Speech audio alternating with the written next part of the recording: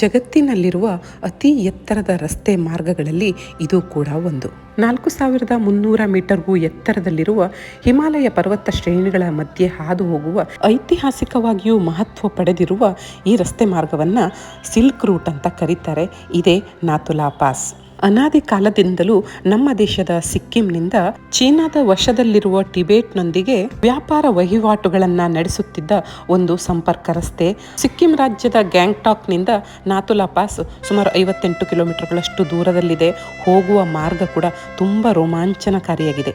ಇದು ಚೀನಾದ ಆಫೀಸು.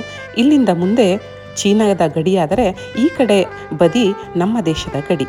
ಎತ್ತರದಲ್ಲಿರುವ ಈ ಪ್ರದೇಶದಲ್ಲಿ ನಾನು ಹೋದಾಗ ಮಳೆ, ಆದರೆ ಕೆಲವೊಮ್ಮೆ ಹಿಮಪಾತ ಕೂಡ ಆಗುತ್ತೆ. ತುಂಬ ಚಳಿ ಮತ್ತು ಉಸಿರಾಟದ ಸಮಸ್ಯೆಗಳು ಕೂಡ ಕಾಣಿಸ್ಕೊಳ್ತಾವಂತೆ. ನಾನು ನಾಥುಲಾ ಪಾಸ್ಗೆ ಹೋಗಿ ನಿಮಗೂ ಒಂದು ತೋರಿಸುವ ಪ್ರಯತ್ನ ಮಾಡಿದೆ. ಖುಷಿ ಆಯ್ತಲ್ವ?